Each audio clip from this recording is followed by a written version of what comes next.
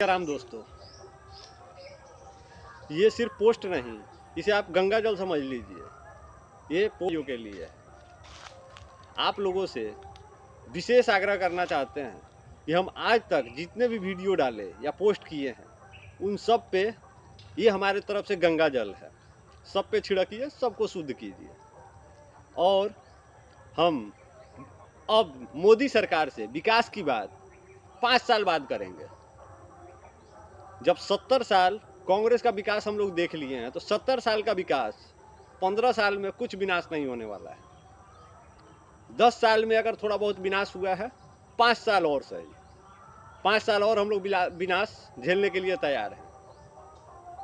पर मुर्शिदाबाद में जो पत्थरबाजी हुआ है, इस तरह पत्थर खाने को तैयार नहीं है।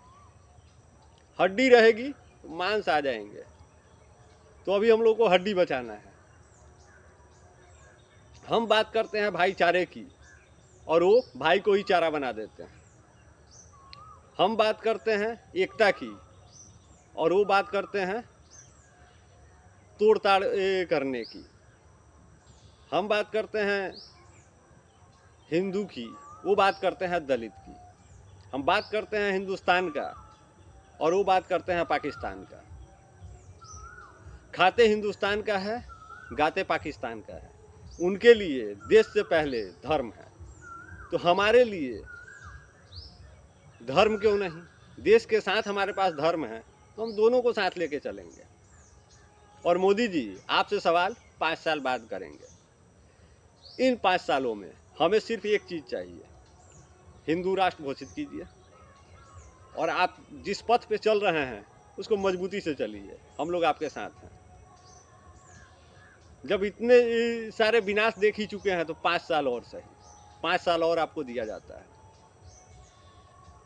सारे मुद्दे भूल के सिर्फ राम मंदिर पे वोटिंग होगी आपको। हम जब बात हिंदू की करते हैं तो गौर कीजिएगा, हमें स्वर्ण, दलित, ओबीसी, एससी, एसटी, आदिवासी, ये सब कहने वाले कोई और नहीं, वही लोग हैं।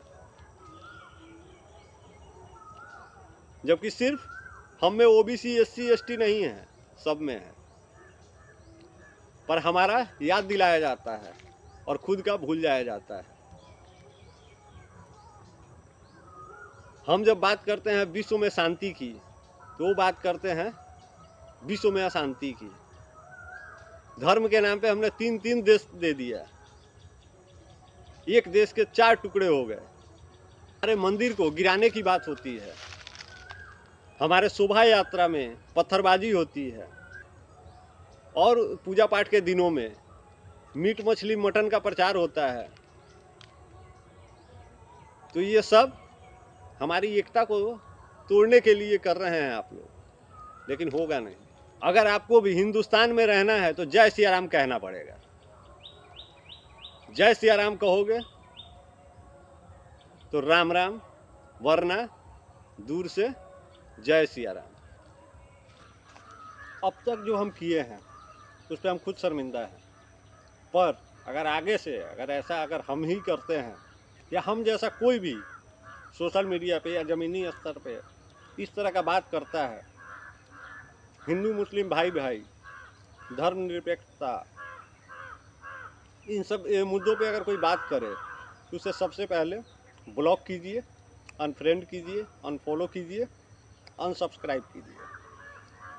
लेकिन इस तरह की बातें सुनिए मत, क्योंकि वो आपको समझाने के लिए नहीं, आपको भटकाने के लिए सब बातें करते हैं। धर्मनिरपेक्षता, हिंदू मुस्लिम भाई भाई, भाईचारा, ये सब शब्द जो है हमें सिर्फ भटकाने के लिए किया जाता है। तो भटकना नहीं है, अटकना नहीं है। हम जिस पथ पे चल रहे हैं बिल्कुल सही चल रहे हैं, चलते रहिए।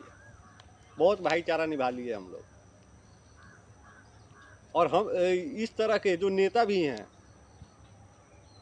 जो खुद हिंदू हैं और भाईचारा की बात करते हैं, उन्हें भी इग्नोर कीजिए आप लोग, क्योंकि वो भाईचारा की बात नहीं कर रहे हैं, वो सत्ता की बात कर रहे हैं।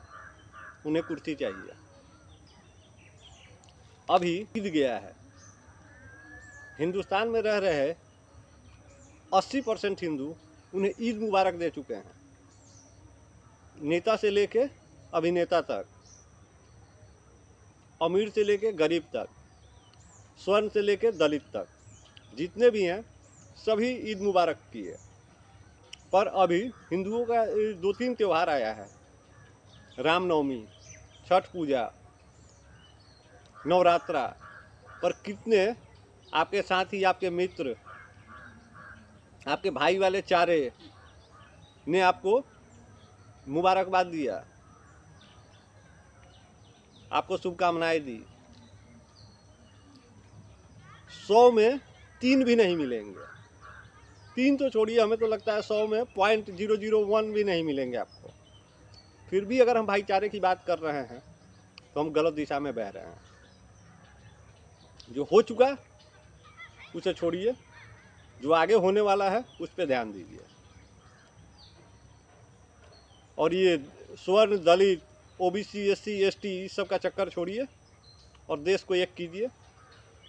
ये सब चक्कर हमारे राजनेताओं की हुई गलती का कुछ नतीजा है, जिन्होंने हमारे बीच में एक लाइन खींच दी है।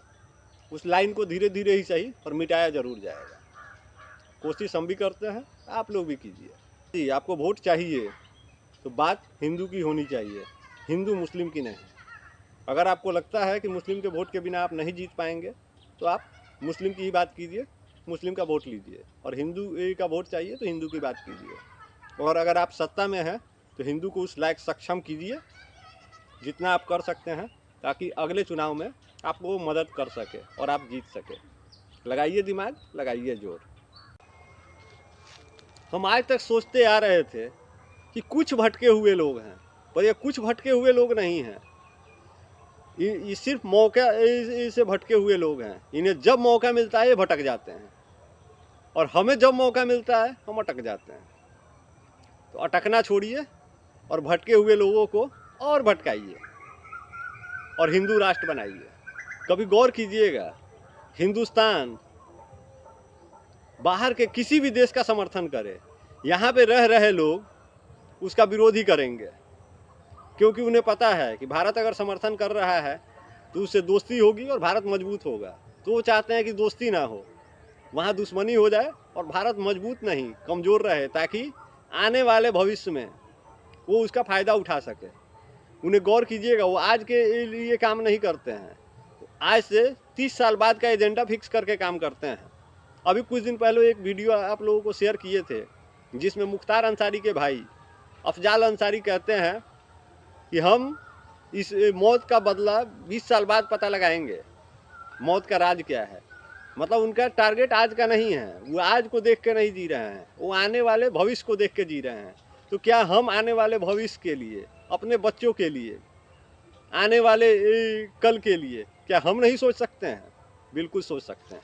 और अब भविष्य ही सोच के काम होगा।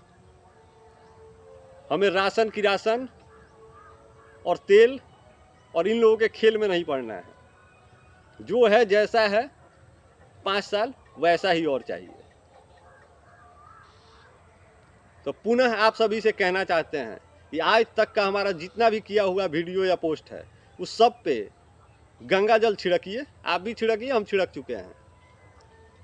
और अब बात विकास की नहीं, विश्वास की होगी।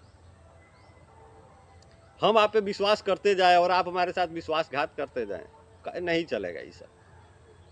अब वो सब खेला बंद। आज से एक ही बात, मोदी जी के साथ। बाकी जय सिया राम।